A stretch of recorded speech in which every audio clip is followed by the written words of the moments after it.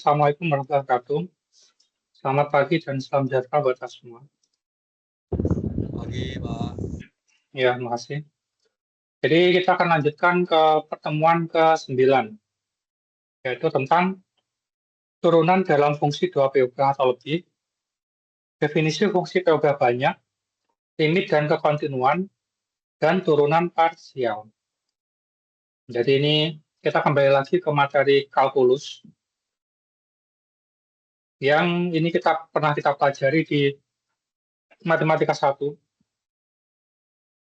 Bedanya, kalau di matematika 1, POB atau variabelnya itu hanya satu saja, tapi kalau di sini POB atau variabelnya itu bisa lebih dari satu.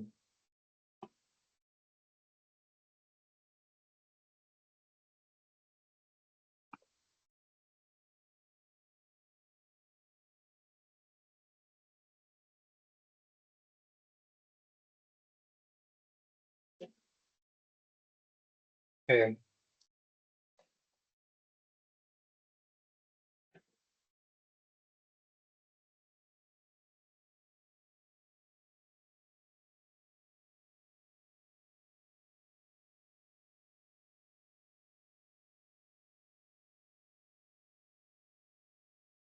Nah, capaian belajar mata kuliahnya adalah memahami turunan dalam fungsi 2POB atau lebih. Jadi memahami turunan dalam fungsi 2POB atau lebih. Indikatornya, mahasiswa mampu memahami apa itu fungsi 2POB atau apa itu fungsi POB banyak. Kemudian mahasiswa mampu memahami turunan parsial. Kemudian mahasiswa mampu memahami limit dan kekontinuan. Kita ke POB banyak terlebih dahulu. Jadi fungsi POB banyak itu apa? Fungsi POB banyak adalah fungsi yang memiliki lebih dari satu variabel bebas. Variabel bebas itu apa? Nih, variabel bebas adalah variabel yang nilainya bebas untuk ditentukan.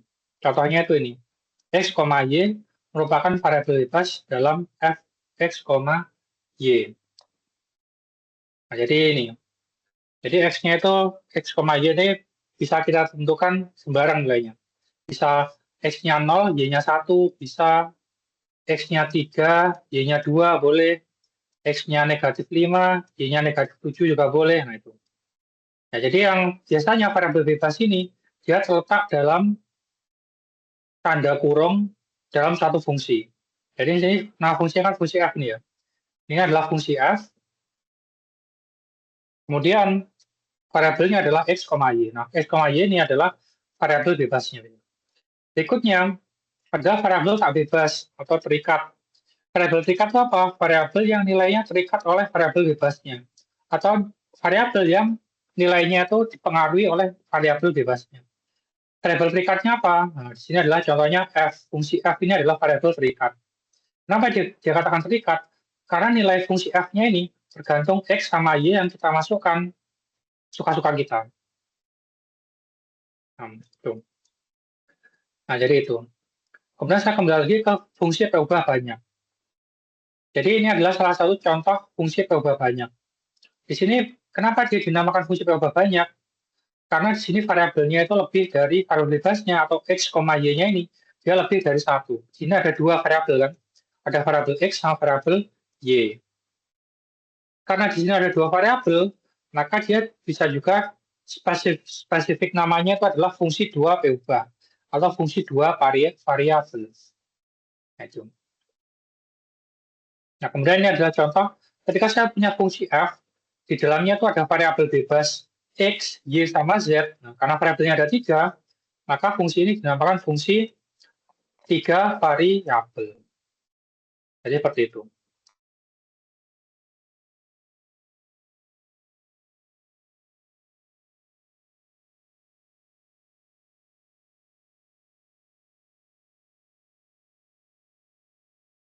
Itu adalah contoh fungsi 3 variabel.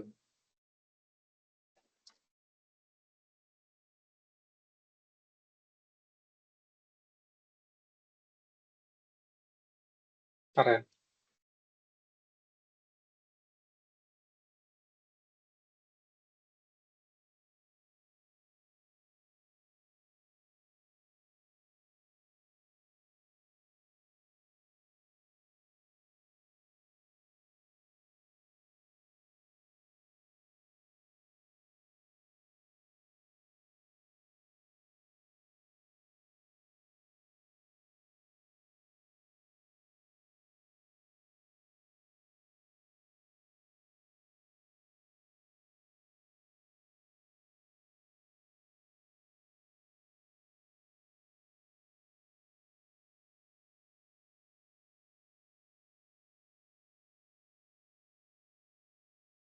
Nah, sebentar.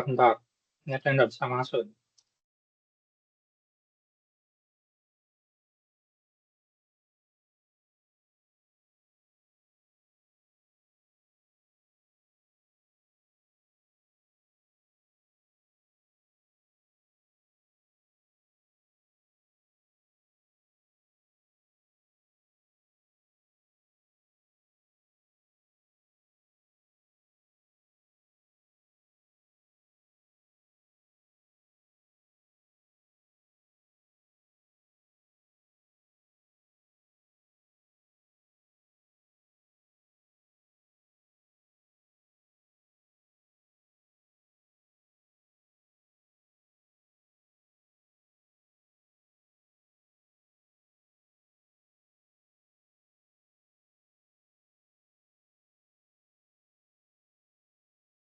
Nah, lanjutkan. Ini adalah contoh fungsi 3 variabel atau fungsi 3 berubah. Nah, kemudian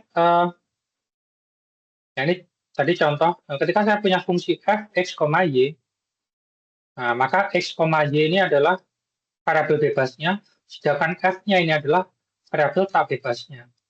Jadi misalkan saya punya x-nya itu saya masukkan sembarang, di sini saya masukkan x-nya 2, y-nya sama dengan 1, maka variabel tak bebasnya itu hasilnya adalah 2 kuadrat, x-nya ini kan 2 tadi ya, jadi 2 kuadrat, 3 kali 1, berarti 4 plus 3 sama dengan 7.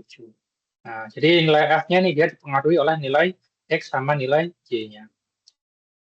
Nah, kemudian berikutnya bagaimana gambar dari fungsi P ubah tak fungsi P ubah banyak itu, atau di sini saya spesifikkan bagaimana gambar fungsi 2 P ubah itu.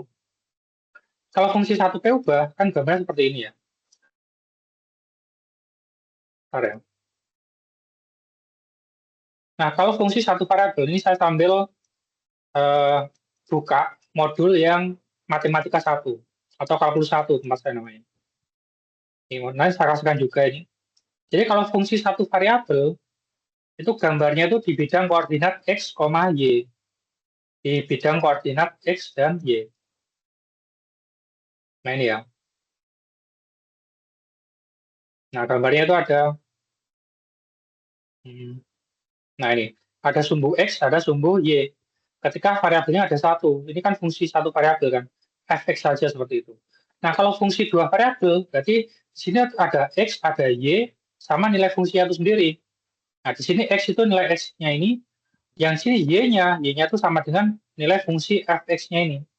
Nah, kalau di fungsi dua variabel, nah berarti x-nya itu ada garisnya sendiri, y-nya ada garisnya sendiri, f-nya ini ada garisnya sendiri nanti. Jadi dia berada pada ruang 3 dimensi. Nah, biasanya untuk membuat suatu blok mesin, itu dalam teknik mesin itu eh, bisa menggunakan fungsi seperti ini. Jadi blok mesin itu biasa dimodelkan secara matematis biasanya untuk mengoptimalkan bentuk bloknya. Untuk mengoptimalkan bentuk suatu blok mesin itu biasa dimodelkan secara matematika. Nah itu.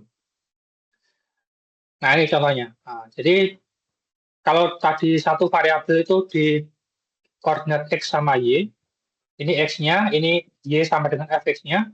Kalau di dua variabel, nah ini x, y, nah sama di sini ada satu variabel lagi z, variabel z. Atau z itu sama dengan fx, y-nya. Nah, jadi nanti bentuknya itu dia berada pada berada pada koordinat 3 dimensi. Contohnya ini, bagaimana cara menggambarnya? Ini caranya. Misalnya gambarlah grafik fungsi DOP ubah fx, y sama dengan y kuadrat dikurang x kuadrat. Caranya sama seperti yang matematika 1 dulu. Nah ini. Gambarkan persamaan fx sama dengan x kuadrat dikurang 3. Pertama, tentukan dulu nilai-nilai x-nya, baru hitung nilai fungsinya. Yes, nilai y-nya berapa. Nanti gambarkan titik-titiknya ini kemudian hubungkan. Nah, kalau yang di dua P ubah, nah ini yang satu P ubah ya. Kalau di dua P ubah yang matematika 3 ini, sama. Kita buat tabel koordinat, kita buat kolom X sama kolom Y, kita tentukan nilainya ini secara acak ya, secara acak. Nah, kita tentukan nilai suka-suka kita. Kemudian setelah kita tentukan nilai X sama Y-nya, kita hitung nilai Z-nya. Kita hitung nilai Z-nya. Jadi ketika misalnya ketika X-nya saya tentukan 4, Y-nya saya tentukan 4, nah, saya masukkan di sini, 4 kuadrat sama dengan 16, dikurangi 4 kuadrat sama dengan 16, 16 kurang 16 sama dengan 0. Maka ketika X-nya itu 16, ketika X-nya itu 4, Y-nya 4, maka Z-nya sama dengan 0. Nah, ini gambarnya sih nanti. Nah, jadi ini adalah sumbu X-nya, ini sumbu Y-nya, sumbu Z-nya itu yang ke atas ini, Z-nya yang ke atas. Jadi ketika saya punya X-nya itu 4 di sini, ketika Y-nya itu 4 di sini, dia titiknya titik. Jadi X-nya 4, Y-nya 4, kita akan nemu titik potongnya, baru kita tarik ke atas, sejauh 0 satuan. Nah, kebetulan 0-nya itu dia di tengah sini. Jadi ini jangan salah ya melihatnya ya. Jadi ini 0-nya itu dia di tengah sini malah, bukan di bawah sini. Karena di bawah sini itu dia negatif 10. Jadi di sini negatif 10, di sini negatif 20. Jadi Z-nya ini, di sini negatif 10, di sini negatif 20. Nah, 0 itu di mana? 0 itu di sini. Berarti X4, Y4, tarik garis ke atas, luruskan dengan nilai Z-nya sama dengan 0 tadi. Sama, ketika saya punya 42, berarti X-nya 4, Y-nya 2. Kalau X-nya 4, Y-nya 2, kita masukkan di grafik ini, hasilnya negatif 12 nilai Z-nya. Nah, berarti X-nya 4, Y-nya 2, berarti 4, 2. Nah, titiknya di sini. 4, 2 di sini, kita tarik ke atas. Ke atas ini, set. Nah, titik sini nih, ketika saya luruskan dengan Z-nya, Z di sini, nah, nanti hasilnya adalah negatif 12. Jadi titik ini letaknya di negatif 12. Kemudian kalau 40, nah, jadi X-nya 4, Y-nya 0. Nah, berarti X-nya 4, Y-nya 0 di sini. Berarti 4, nah, 0-nya di sini, Y-nya. Maka titiknya pas di sini. Nah, titik di sini itu sama dengan berapa? Sama dengan 16, negatif 16. Coba lihat. Nah, negatif 16 itu lurus sini ya. Nah, dia lurus ke sini kan. Nah, dia negatif 16 besar di sini dia. Nah, jadi nanti ketika digambar semakin banyak titiknya, semakin banyak titik-titik X, Y-nya ini, maka akan semakin terlihat gambarnya. Ini kalau titiknya semakin banyak, ini gambarnya seperti pelana kuda seperti ini. Seperti pelana dia. Nah, ini. Jadi sebenarnya dengan menggunakan fungsi seperti ini saja, itu sebenarnya kita bisa membuat objek 3 dimensi. Ini contohnya ini kita membuat pelana. Ini gambarnya seperti pelana seperti itu kan. Nah, jadi itu. Nah, jadi nanti di PU banyak ini, harapannya setiap mahasiswa nanti bisa menggambar grafik. Ini ada saya contoh-contohnya. Nanti silakan dicoba contohnya ini. Nah, ini contohnya gambar grafik fungsi fx, y, x kuadrat plus y kuadrat. Di mana x sama y-nya itu dia di antara negatif 2 sampai 2. Nah, ini yang x kuadrat min y kuadrat, ini yang x kali y dibagi x kuadrat plus y kuadrat. Nah, itu. Jadi di sini bisa kira-kira gambar grafiknya ya. Berikutnya adalah limit dan kekontinuan. Limit fungsi 2P ubah itu cara mengerjakannya sama dengan limit 1P ubah. Jadi bisa dibuka lagi buku yang matematika satunya dulu itu. Ini nanti saya kasihkan juga ini yang catatan saya. Yang materi saya ketika saya ngajar matematika kalkulus 1. Limit.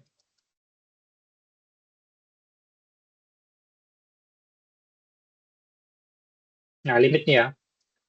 Nah, jadi cara mengerjakan limit itu bagaimana?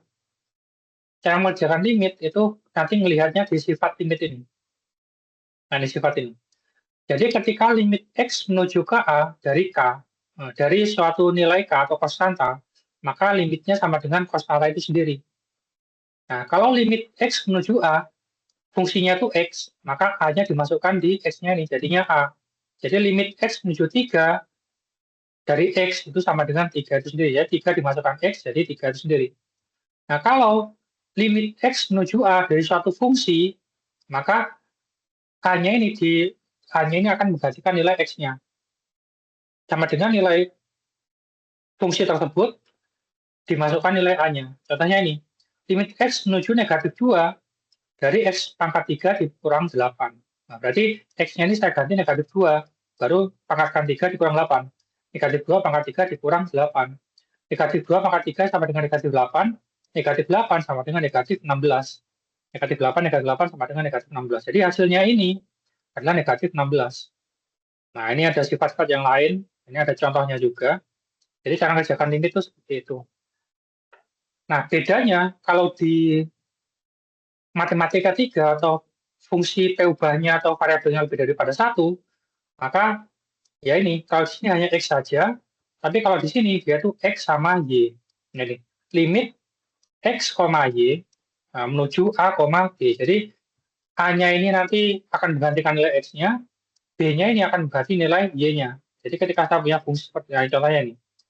Tentukan nilai limit X, Y menuju 1,2 dari X kuadrat ditambahkan Y kuadrat. Nah, berarti satunya nanti akan dimasukkan ke X-nya ini, jadi 1 kuadrat. 2-nya akan dimasukkan ke Y-nya ini, jadi 2 kuadrat nih contohnya nih. Jawabnya adalah limit X, Y menuju ke 1,2, X kuadrat plus Y kuadrat sama dengan 1 kuadrat ini dari ini. Y-nya 2, berarti 2 kuadrat. Jadi 1 kuadrat plus 2 kuadrat sama dengan 1 plus 4 sama dengan 5. Ternyata hasil limit ini adalah 5. Jadi seperti itu cara ngitungnya. Gampang sekali bukan? Mudah sekali. Coba, kira-kira saya punya soal ini, bisa nggak ngitung itunya?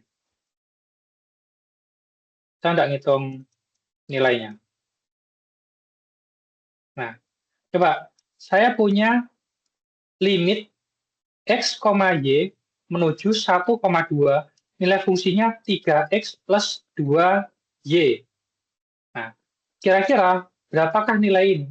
Berapakah nilainya? Ada yang tahu? Ada yang bisa ngitung berapa nilainya? Silakan.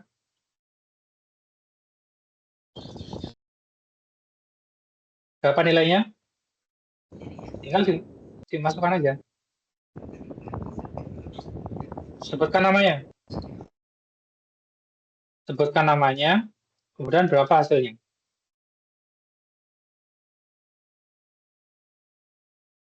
Atau ketikkan di kolom chat lah. Kalau Mas bingung nyebutkan namanya, ketikkan di kolom chat berapa hasilnya ini. Saya lihat di kolom chat. Sandisan. Oke. Berapa nilainya?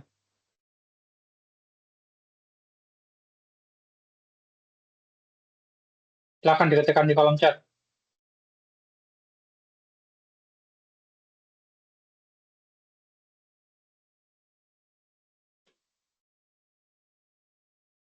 Oke.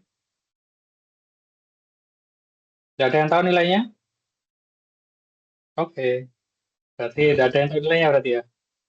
Berarti sama seperti kelas yang B.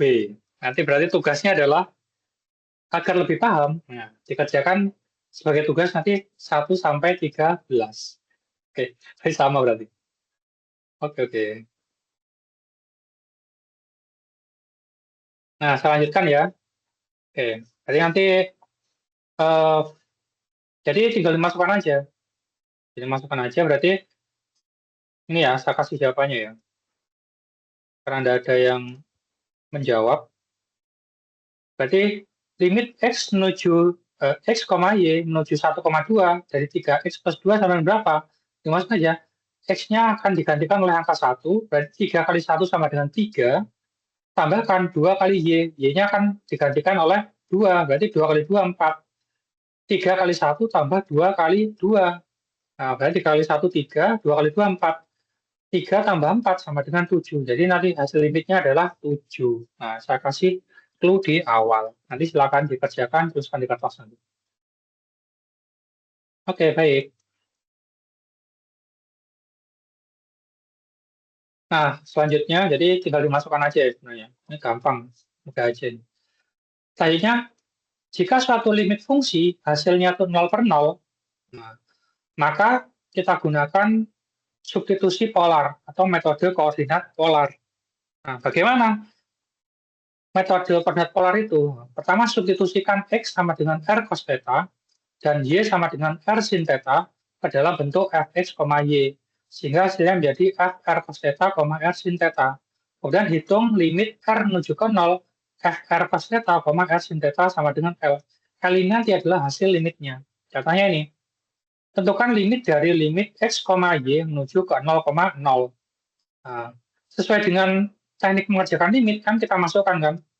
0 yang 0 awal ini akan menggantikan nilai x-nya, 0 di belakang ini akan menggantikan nilai y-nya.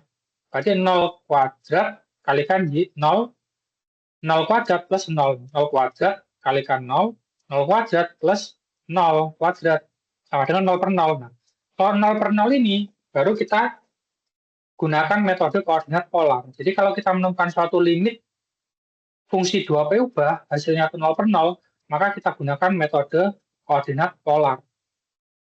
Caranya bagaimana? Nah, kita substitusikan X-nya ini, jadi X yang di sini semua ini, akan kita gantikan dengan ini. Jadi X yang ada di sini kita gantikan dengan R cos theta, Y-nya akan kita gantikan dengan R sin theta.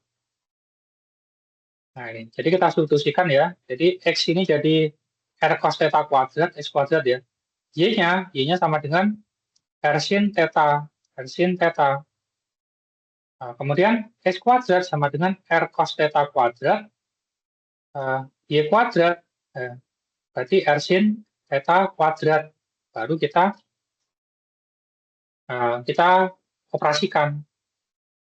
R cos theta kuadrat sama dengan R kuadrat kalikan cos theta kuadrat. Ini berarti kan R pangkat 2 kalikan cos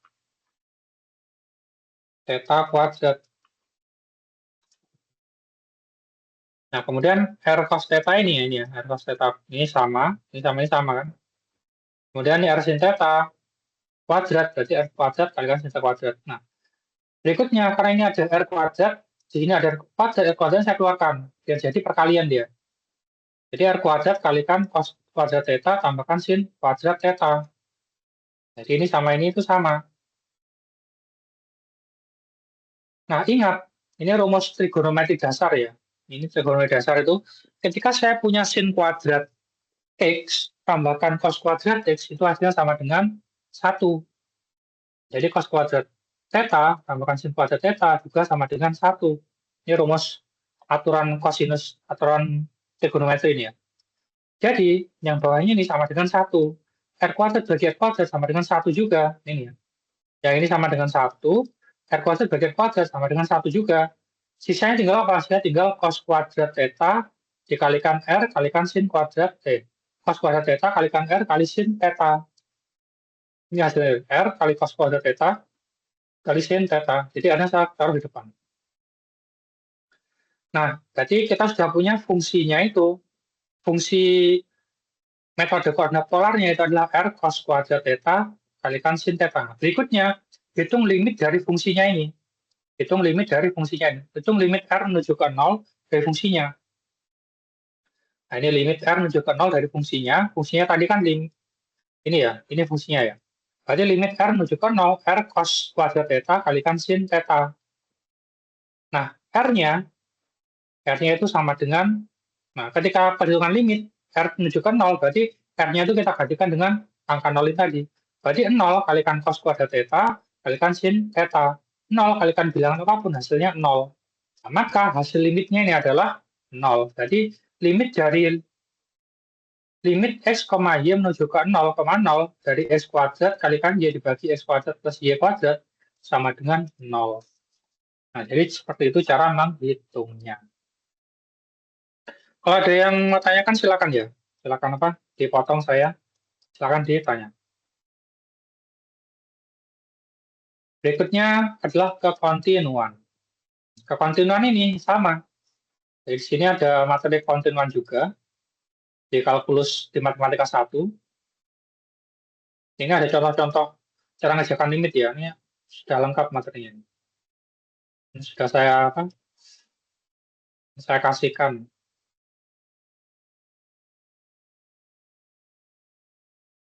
Nah, ini kontinuan ya. Nah, ini. Di sini kontinuan, cek apakah limitnya ada. Cek apakah fungsinya ada. cek apakah limit dengan fungsinya itu nilainya sama. Nah, sama. Di sini juga sama aturannya. Cek apakah nilai fungsinya ada. Cek apakah limitnya ada. Cek apakah limit dengan fungsinya itu nilainya sama. Bedanya apa? Bedanya kalau di fungsi satu P ubah atau fungsi yang dulu itu, dia variabelnya hanya ada satu saja. Fx gitu aja. Tapi kalau di sini, dia itu variabelnya ada dua, x, y. Jadi x, y. Jadi bedanya itu aja. Kemudian ini, tentukan apakah fungsi fx, y sama dengan x kuadrat tentukan apakah fungsi fx, y sama dengan x kuadrat plus y kuadrat kontinu di titik 1,2. Nah, caranya, kita cek di sini. Pertama, kita cek syarat kontinu. Apakah fungsi a, b itu terdefinisi atau ada nilainya? Nah, f a, b itu apa? Nah, ketika titiknya a, b, maka kita hitung nilai f a, b. A, B-nya di sini berapa? Nah, continue di titik ya. Continue di titik. Nah, A, B-nya ternyata nilainya adalah 1,2. Berarti kita cek F 1,2 apakah ada nilainya. Jadi F 1,2 apakah ada nilainya. Nah, kita masukkan F 1,2 kita masukkan di sini. Jadi X-nya itu 1, Y-nya 2. Berarti di sini X-nya adalah 1 kuadrat, tambahkan Y-nya adalah 2 kuadrat. Jadi 1 kuadrat plus 2 kuadrat sama dengan 1 plus 4 sama dengan 5. Nah, ternyata FAB-nya atau F12-nya itu ada nilainya, terdefinisi, dan nilainya adalah 5. Seperti itu. Berikutnya, kita cek limitnya. Nah, apakah limit X, Y menuju ke A, B, Fx, Y itu ada nilainya. Nah, tinggal kita masukkan limit X, Y, nah, A, B-nya berapa? A, B-nya itu titik continue di titiknya. Titiknya adalah 1,2, berarti A, B-nya adalah 1,2. Kemudian fxy-nya apa? Fxy-nya ini adalah fungsinya ini. X kuadrat plus Y kuadrat. Baru kita masukkan. Jadi kalau kita mengerjakan limit, dia akan kita substitusikan. Jadi 1 dimasukkan di X, 2-nya ini. Nah, yang lurus dengan 2 ini kita masukkan di Y-nya. Berarti 1 kuadrat plus 2 kuadrat sama dengan 1 plus 4 sama dengan 5. Nah, ternyata limitnya itu ada. Nilainya berapa? Nilainya 5. Baru kita cek yang ketiga. Apakah nilai limit itu sama dengan nilai fungsinya? Nah, di sini limitnya itu yang biru, fungsinya itu yang hijau. Limit ini yang biru, fungsi yang hijau. Nah, limitnya tadi nilainya berapa? Nilainya adalah 5. Fungsinya tadi nilainya adalah 5. Ternyata nilai limit dengan nilai fungsinya itu sama. Nah, artinya yang C itu dia terpenuhi. Apakah sama? Sama kan? Karena ketiga syarat A terpenuhi, B terpenuhi, C terpenuhi, nah, maka fungsi ini continue di titik 1,2 seperti itu. Jadi cara cek kontinuan itu ada 3 nih ya. Nah, apakah fungsi di titik kontinunya itu ada nilainya? Apakah limitnya itu ada? Apakah fungsi dengan limitnya itu nilainya sama? Nah, ternyata ini kontinu ya. Nah, kita ada contoh lagi. Tentukan apakah fx, y sama dengan xy dibagi. Nah, ketika kita punya suatu fungsi yang ada lambang kurung-kur awalnya ini, ini namanya adalah fungsi piecewise, ini ya, atau fungsi sepotong-sepotong. Artinya apa? Nah, fungsi tersebut akan bernilai sesuai dengan syarat atau kondisinya. Jadi ketika kondisinya x, y-nya itu x-nya 0, y-nya 0, maka dia akan menggunakan nilai yang bawahnya ini. Tapi jadi yang depan ini nilai fungsinya, yang belakang ini syaratnya ya. Yang belakang ini syaratnya. Nah, jadi fungsi ini akan bernilai sesuai dengan syaratnya.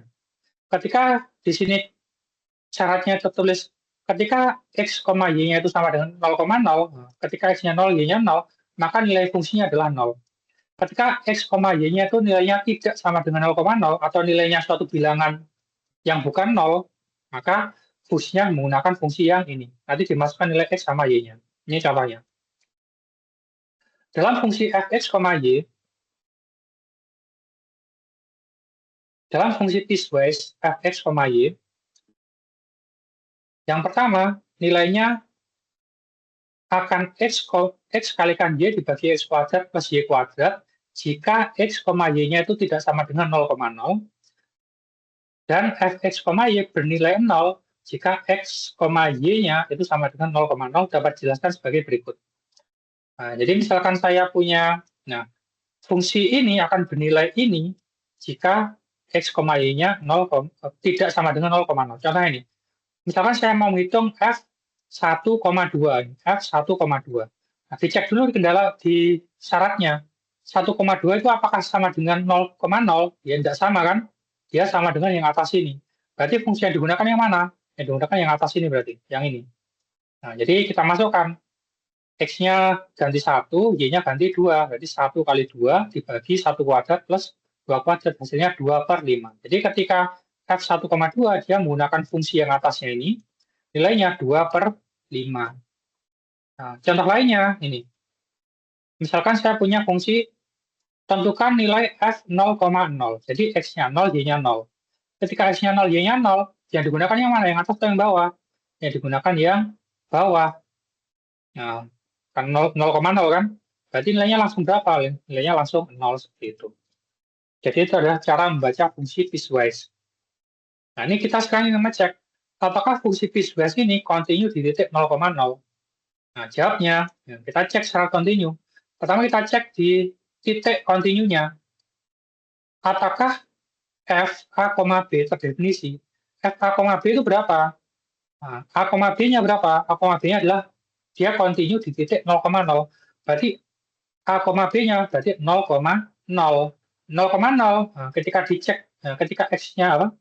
X-nya 0, y-nya 0, dia masuk yang mana?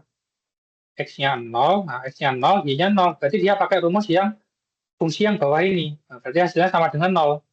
F00 sama dengan 0 hasilnya.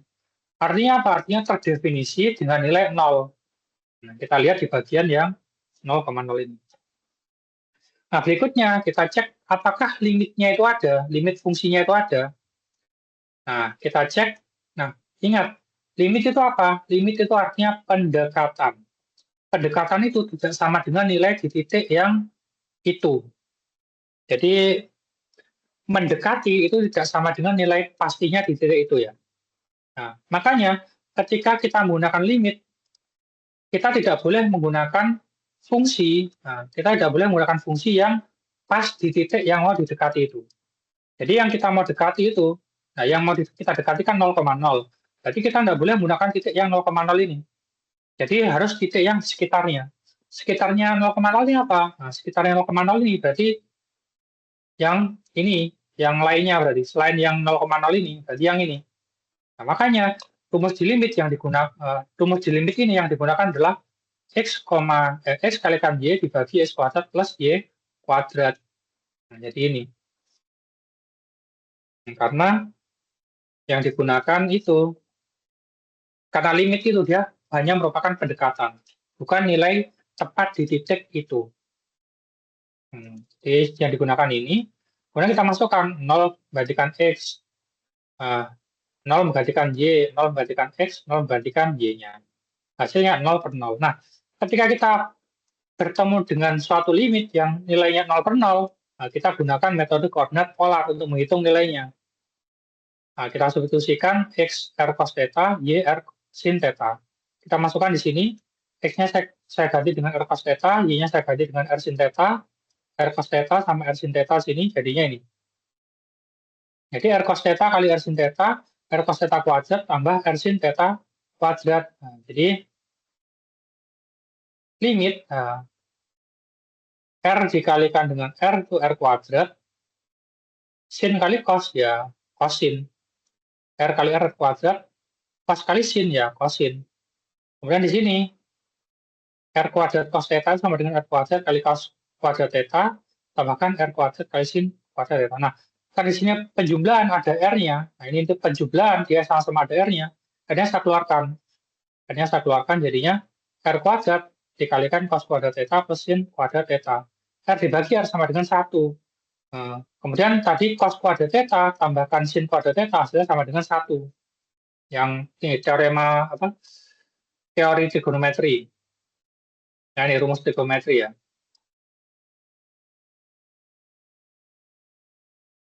Satu berarti hasilnya adalah sisanya tinggal limit R menuju ke 0 cos theta kalikan sin theta. Nah, karena di sini tidak ada nilai R-nya, karena ini tidak ada nilai R-nya, berarti ini bisa kita anggap sebagai konstanta. Coba kita lihat pengerjaan limit ketika dia itu konstanta saja.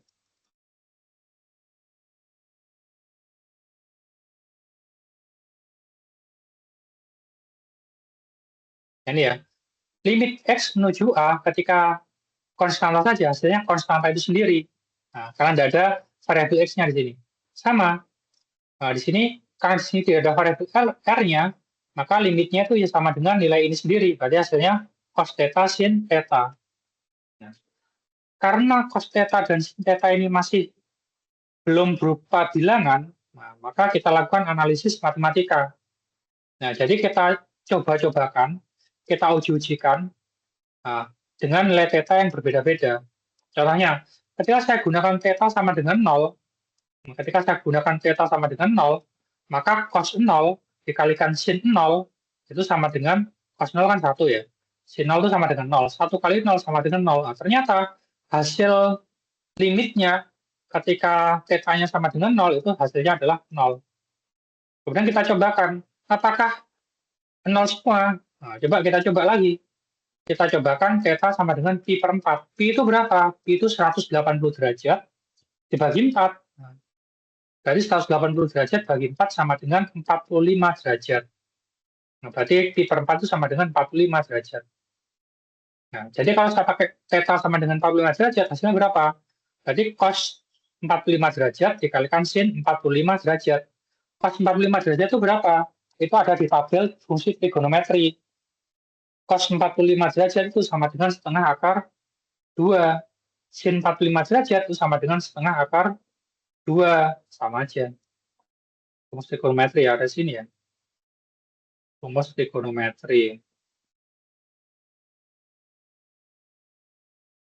Oh, enggak ada. Apa? Ya, ada rumus secara umum. Jadi, nah itu. Jadi, cos 45 derajat itu sama dengan setengah akar 2. Sin 45 derajat itu setengah akar 2. Akar 2 kali akar 2 sama dengan 2. 2 kali 2 sama dengan 4. 2 dibagi 4 sama dengan 1 per 2. Nah, ternyata kalau θ-nya 45 derajat, hasil limitnya itu sama dengan 1 per 2. Kalau θ-nya setengah, pi per 2, kalau pi per 2 θ-nya sama dengan 0. Nah, karena nilai limitnya ini berbeda-beda, untuk θ yang berbeda-beda, maka bisa dikatakan limitnya itu tidak ada, karena dia tidak konsisten. Tidak konsisten atau tidak konvergen di satu nilai dia. Nilainya beda-beda. Untuk θ yang berbeda-beda.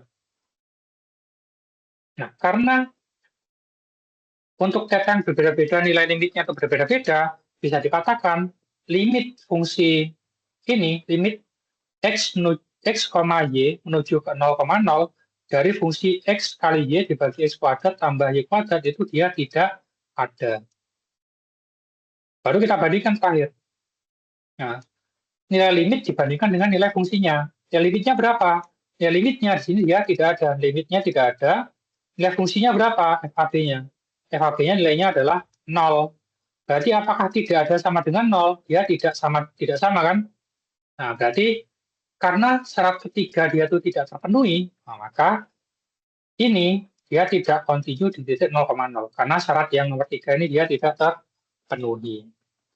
Seperti itu cara mengerjakannya. Nah, ini yang terakhir adalah turunan parsial. Nah, turunan parsial ini adalah turunan fungsi P ubah banyak. Turunan fungsi P ubah banyak terhadap satu variabel dengan menganggap variabel yang lain sebagai konstanta. Jadi, ini adalah, misalkan saya punya fungsi 2P ubah itu, penulisannya itu Z sama dengan Fx, Y, maka notasi turunannya adalah, saya tuliskan seperti ini, Fx atau turunan fungsi terhadap X, itu bisa kita tuliskan sebagai, nah ini bacanya bukan D ya, tapi do. Do atau do. Bisa do, bisa do. Do Z, do X. Nah, jadi ini bedanya kalau yang di matematika 1 kemarin, kita nuliskan turunan itu, dia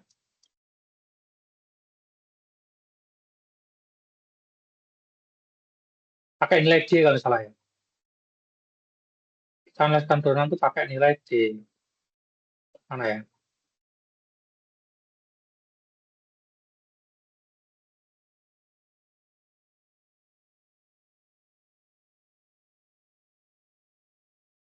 Nah ini. Jadi kita nuliskan turunan itu dia D fungsinya dx. Nah, jadi kalau itu akan menjadi pembeda juga. Jadi kalau saya pakai huruf D seperti ini, D dx seperti ini, itu artinya turunan fungsi satu variabel saja. Jadi variabelnya hanya ada satu saja. Sini variabelnya hanya variabel x saja. Nah, D sin x ya. Jadi ada satu variabel x saja. Tetapi kalau kita menggunakan simbol turunan itu menggunakan do atau do, ini do bisa do re mi ya. Do re mi fa sol la si do. Nah, ini do atau do, bacanya do atau do. Ini artinya fungsi yang akan kita turunkan itu variabelnya lebih dari satu variabel atau fungsi P ubah banyak. Nah, di sini P ubahnya ada dua atau variabelnya ada dua. Jadi P ubah itu sama dengan variabel ya. Nah, contohnya ini. Ini notasi turunan terhadap variabel Y, berarti do Z, do Y. Tentukan turunan parsial X dan Y dari fungsi fx, y sama dengan x kuadrat tambahkan 3x kalikan y kuadrat. Nah, cara menurunkannya bagaimana? Nah, cara menurunkannya, kita mengikuti rumus turunan fungsi yang satu variabel. Dengan menganggap yang variabel yang bukan penurunnya itu, jadi variabel yang bukan penurunnya, itu kita anggap sebagai konstanta. Nah ini rumusnya pakai rumus ini. Nah, jadi misalkan ini ya, saya punya fungsinya itu x kuadrat ditambahkan 3x kalikan y kuadrat. Nah, kita fokus yang sini dulu, x kuadrat. X kuadrat diturunkan terhadap x, nah ini kan sudah sama variabel x sama x ya. Nah, berarti ini kita gunakan rumus turunan di sini. Nah, jadi kalau x pangkat n, turunannya bagaimana? Berarti n dikalikan depannya, x pangkat n min 1. Nah, berarti ini adalah 2 dikalikan depannya, berarti 2, x dikalikan 2, x dipangkatkan 2, dikurang min 1. 2 dikurang min 1, 1. Berarti 2x pangkat, ini kalau mau saya jabarkan ya. Mau saya jabarkan. Nah, ini 2 dipangkatkan, 2 dikurang 1. Nah, ini kalau mau saya jabarkan yang ini. Yang ini kalau mau dijabarkan tuh dia 3x itu kita, tetap ya 3y pangkat 2. Nah, ini berarti yang ini itu sama dengan ini ya. Hasilnya 2x. Nah, dari yang belakangnya ini. Dia diturunkan data variabel x. Nah, berarti 3 sama y-nya itu kita abaikan dulu. Kita anggap sebagai suatu konstanta atau suatu nilai. Jadi kita fokus ke x-nya ini. X kalau diturunkan jadi apa? Kalau sini. X kalau diturunkan hasilnya sama dengan 1. Nah, berarti di sini berarti 3, nah, 3 dikalikan 1 dikalikan 3 kali turunan dari x dari 1 ya. 3 kali 1 kali y kuadrat. Nah, berarti 3 kali 1 sama dengan 3 kalikan y kuadrat berarti 3y kuadrat. Jadi seperti ini cara ngitungnya. Nah, sekarang kita coba menurunkan fungsi ini terhadap variabel y. Nah, kalau variabel y, berarti variabel x ini kita anggap sebagai suatu konstanta. Jadi yang x-nya ini kita anggap sebagai suatu konstanta. Karena dia diturunkan terhadap variabel y. Kita cek. Jadi x kuadrat diturunkan terhadap variabel y. Jadi karena di sini tidak ada nilai y-nya, kita anggap x kuadrat itu sebagai suatu konstanta. Kita lihat, turunan dari suatu konstanta di sini berapa? Nah, turunan dari suatu konstanta itu hasilnya sama dengan 0. Nah, berarti di sini x kuadrat kalau diturunkan sama dengan 0. Nah, berikutnya ini 3x, 3 kali x kali y kuadrat diturunkan terhadap y, diturunkan terhadap y.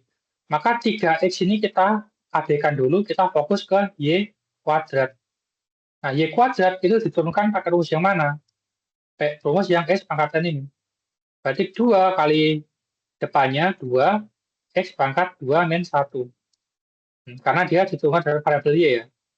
Berarti 2 dikalikan 2 pangkat 2 min 1. Nah, 0 jadi 0. 3 kali 2 sama dengan 6. X kalikan X. Y pangkat 2 dikurang 1 itu 1. Y pangkat 1 itu sama dengan Y. Berarti hasilnya yang belakang ini adalah 6X kalikan Y. Berarti 0 tambah 6XY sama dengan 6XY. Nah, jadi seperti itu untuk menghitung turunan parsial dari suatu fungsi 2P ubah. Atau seperti ini cara untuk menghitung turunan parsial dari suatu fungsi P ubah yang P ubahnya 2 atau variabelnya 2. Nah, jadi turunan parsial ini dia itu hanya ada di fungsi P ubahnya banyak. Kalau variabelnya hanya 1, maka kalau variabelnya hanya X saja, maka digunakan turunan biasa seperti ini. Ya pakai rumus matematika 1 lah. Nah, itu. Nah, ini ya. Berikutnya, nah, suatu turunan parsial, dia tuh bisa kita turunkan sekali lagi. Nah, ketika turunan parsial kita turunkan sekali lagi, terhadap variabel yang lain, itu namanya turunan parsial kedua. Jadi turunan parsial kedua itu apa? Suatu turunan parsial yang diturunkan pada variabel lain. Nah, kalau saya punya dua buah variabel X, Y, maka kemungkinan turunan parsialnya itu ada turunan parsial X diturunkan parsial lagi terhadap X atau fxx. Nah, notasinya do kuadrat Z, do X kuadrat. Nah, ini kalau sebenarnya kalau mau dijabarkan itu asalnya itu Kak, seperti ini dia. Kalau mau dijabarkan. Nah, jadi ini sebenarnya ini do Z, do X. Nah, itu sebenarnya dia itu gini. Nah, atau gini aja dulu. Nah, gini. Jadi, do Z, do X, kita cari dulu nilainya. Habis itu nilai dari ini, kita turunkan lagi. Jadi nilai dari ini itu kita turunkan lagi. Makanya dia di sini do-nya ada dua, ada do kuadrat. Nah, ini dx, do x-nya nih, do x kuadratnya, ya kuadratnya bukan lekat di x-nya ya, tapi kuadratnya lekat di do x-nya ini. Kuadratnya itu lekat di do x-nya. Jadi seperti ini dia. Kenapa simbolnya ada kuadrat sama kuadrat ini. Sama, ini juga sama. Nah, jadi turunan parsial itu bisa turunkan, setelah kita turunkan terhadap Y, kita turunkan lagi terhadap Y. Nah, simbolnya itu ini. Nah, ini kalau mau dijabarkan, nah, caranya itu, nah, kenapa dia nilainya ada kuadrat, ada Y kuadrat, asalnya dari sini dia. Y sama Y. Nah, kemudian ada lagi turunan, dia diturunkan terhadap Y, setelah itu dia diturunkan terhadap X. Nah, berarti FYX, dia diturunkan terhadap Y dulu, setelah itu dia diturunkan terhadap X. Ingat, hati-hati di sini. Ketika saya punya diturunkan terhadap Y dulu, baru X, nah, simbolnya sini dibalik. Jadi diturunkan terhadap Y dulu yang di kanan sebelah kanan, baru X-nya yang di kiri. Nah, ini kalau tuliskan dalam bentuk seperti ini, dia diturunkan terhadap Y dulu. Nah, jadi yang dikerjakan yang dalam kurung dulu ya. Yang dikerjakan dalam kurung dulu, makanya ini di depan ya. Yang dikerjakan dalam kurung dulu, baru yang setelah dalam kurung dikerjakan, baru kerjakan yang luarnya ini. Makanya simbolnya itu dibalik dia. Turunan Y habis itu X, itu do kuadrat Z, do X, do Y. Ini juga sama. Ini sama dengan ini X dulu ya, maka yang dalam kurung itu X dulu, baru diturunkan terhadap Y. Nah, ini adalah penjabaran dari simbol turunan parsial kedua. Contohnya ini.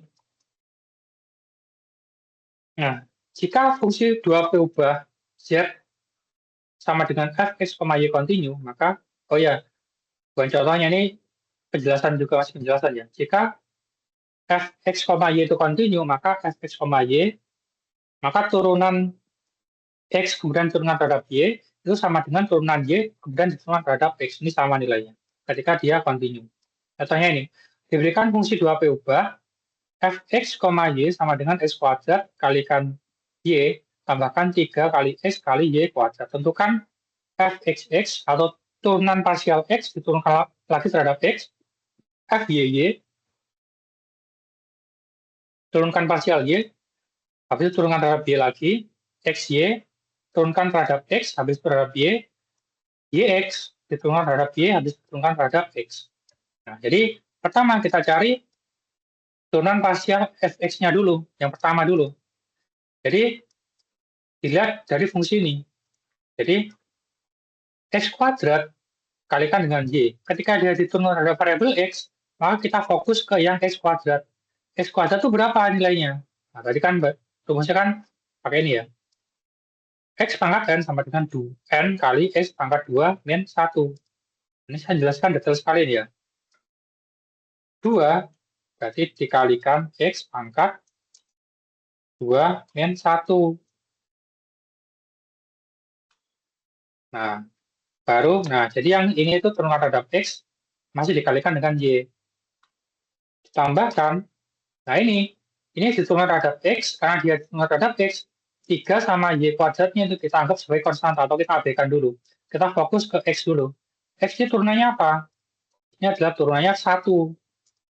Nah, berarti ini adalah 3 kali 1 kali Y kuadrat.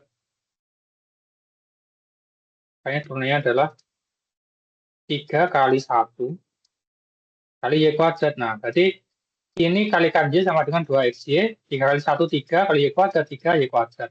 Nah, setelah ketemu ininya, baru kita turunkan lagi fxx. Jadi, kita turunkan lagi terhadap variabel X. Nah, ini kalau mau dijabarkan ya, saya buat perjelas lagi ya.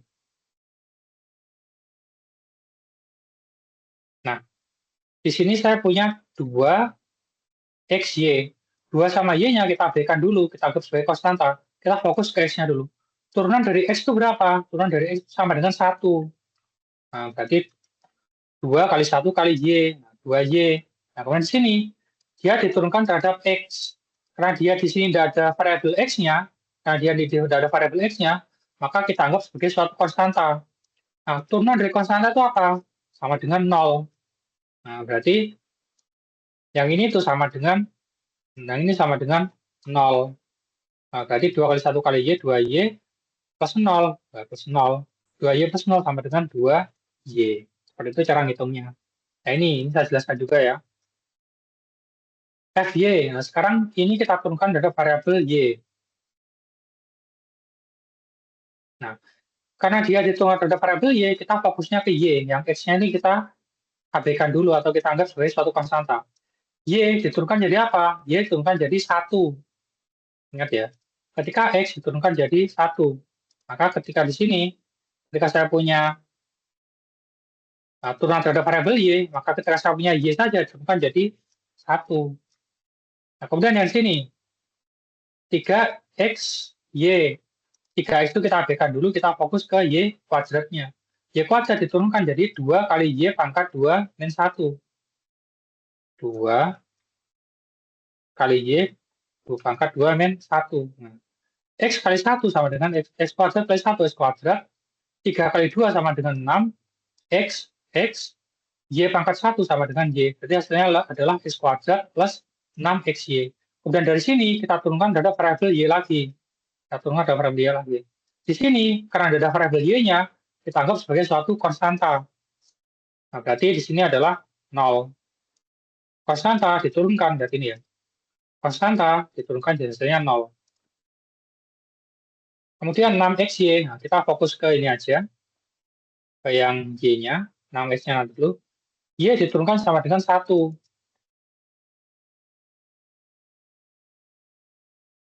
Saya kasih ya. Nah, ini tadi 0. Y kalau diturunkan itu dia jadi 1. Nah, 6X kali 1, 6X. Berarti 0 tambah 6X sama dengan 6X. Nah, ternyata FYY-nya sama dengan 6X, FXX-nya sama dengan 2Y. Nah, ini dengan cara yang sama juga. Fx dulu, habis itu x-nya dihitung y-nya. Ini caranya sama seperti yang atas tadi. Itu.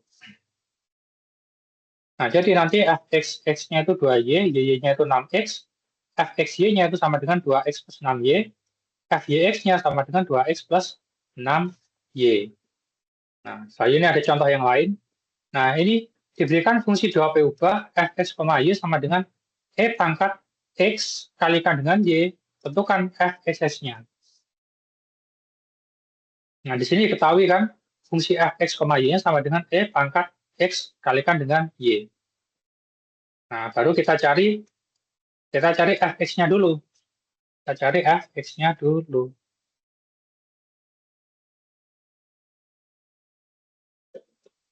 Nah, kita cari. Nah, di sini karena dia diturunkan terhadap x, maka y-nya itu kita anggap sebagai suatu konstanta. Berarti e pangkat k kalikan dengan x.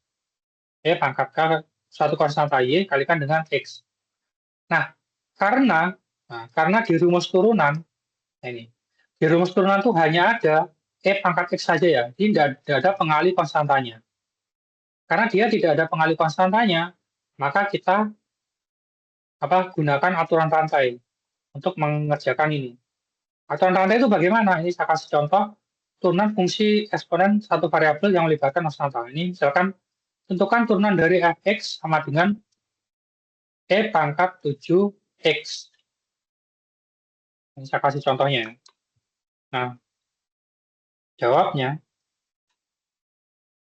karena yang ada dalam aturan turunan.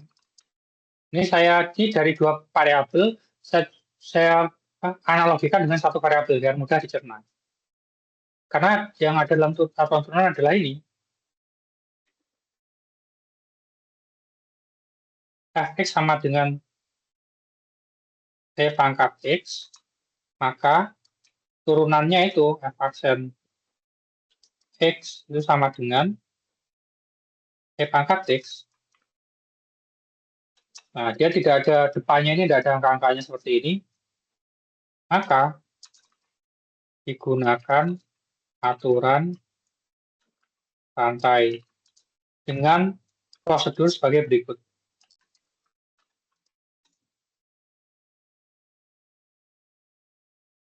Nah, prosedurnya seperti ini prosedurnya. Kita misalkan, misal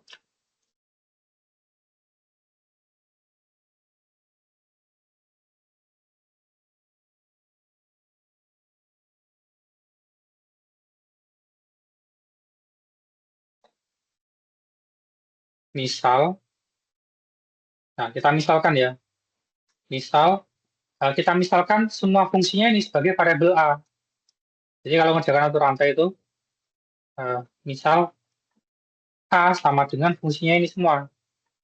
Nah, baru kita cocokkan karena di sini harusnya satu variabel x saja, di sini itu ada 7 kali x, maka ini kita misalkan jadi satu variabel saja. Kita misalkan e pangkat b gitu. Nah, jadi b-nya nanti 7x. E pangkat b. Jadi di sini nanti adalah b-nya sama dengan 7x. Nah, b-nya kita misalkan lagi jadi 7x. Nah, kemudian ketika sudah kita misalkan ini, nah kita cari turunannya. Kita misalkan ini kita cari turunannya. Nah, turunan karena dia satu variabel dx turunan dari a. Nah, setelah kita misalkan ini kita cari turunan dA-nya. Dx ya, ini db ya. Kita cari turunan ini terhadap variabel yang kita misalkan. Dia db sama dengan d. Nah, a-nya tadi ini. Nah, sama dengan nah ini sama dengan dia e pangkat x diturunkan terhadap x. Nah, e pangkat b diturunkan terhadap b. Nah, berarti sudah sama. Nah, berarti e pangkat b diturunkan terhadap b itu apa? E pangkat X diturunkan terhadap X, tetap E pangkat X.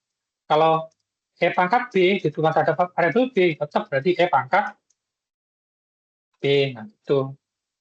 Nah, ini, kali ini sudah kita tinggal, selanjutnya kita beralih ke variabel B-nya. Nah, variabel B-nya sama dengan 7X kan tadi. Nah, ini kita misalkan B atasnya ini ya. Nah, baru kita cari turunannya. DB DX. Nah, ini kan mudah diturunkan ya. 7X kalau turunkan kan sama dengan 7 kali 1 ya. X kalau turunkan kan 1 kan. Nah, ini sudah menurunkan. Nah, maka turunannya adalah D7X dibagi dengan DX. Nah, ini sama dengan 7X itu sama dengan 7X diturunkan jadi 1. Berarti 7 kali 1 sama dengan 7. Artinya turunan dari sini adalah 7. Baru kita buat, nah setelah pemisalannya ini sudah mudah untuk diturunkan, maka misalnya kita hentikan. Karena pemisalan terakhir sudah mudah untuk diturunkan. Atau tidak memerlukan pemisalan lagi untuk menurunkannya.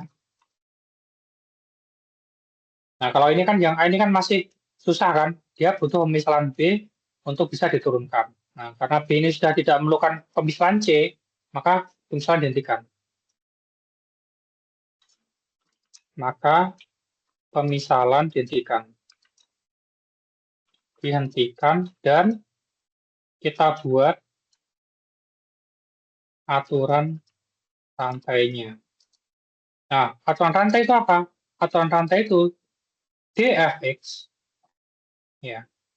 Ya, karena dia melibatkan dua buah pemisalan, maka turunan fungsi fx dx itu sama dengan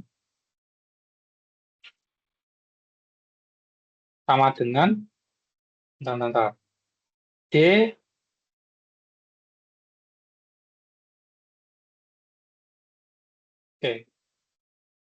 dA karena dia pakai dua itu ya, dB dikalikan dB dx. Nah, karena dia melewati A sama B, berarti A, B, BX gitu.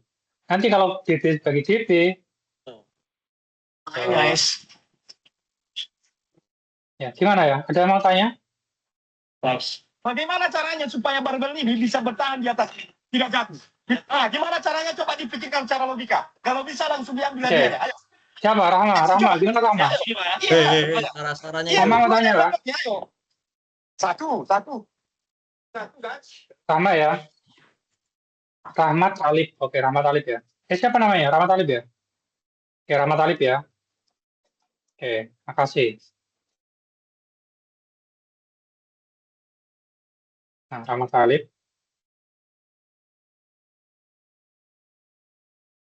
Nah, ini sama dengan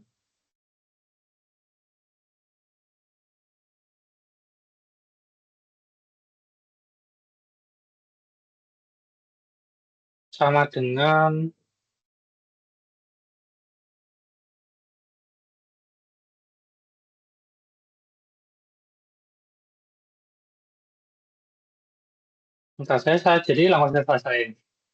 Masa saya hilang. Oke.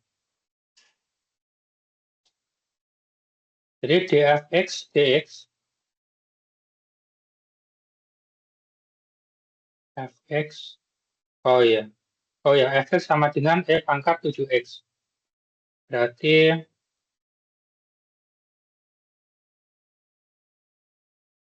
sama dengan seperti ini dia tadi. Nah, selanjutnya kita kerjakan lagi.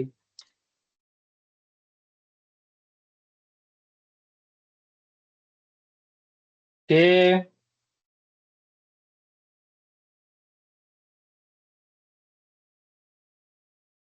DA. Nah, A-nya itu sama dengan ini. Nah, karena dia diturunkan dari variabel B, maka dia gunakan yang ini sudah ketemu ini. Nah, kita gunakan yang atasnya aja. DADB itu sama dengan berapa? Sama dengan E pangkat B. Nah, kemudian DBDX berapa? DBDX sama dengan 7. Nah, berarti ini kita gunakan sama dengan 7. Sama dengan 7 dikalikan E pangkat B. Nah, sama dengan 7 kali E pangkat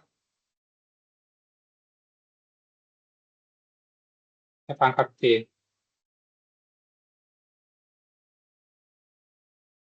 B-nya itu sama dengan 7X. Berarti 7X. Nah, dari sini sudah lihat. Nah, ternyata turunan dari sehingga turunan dari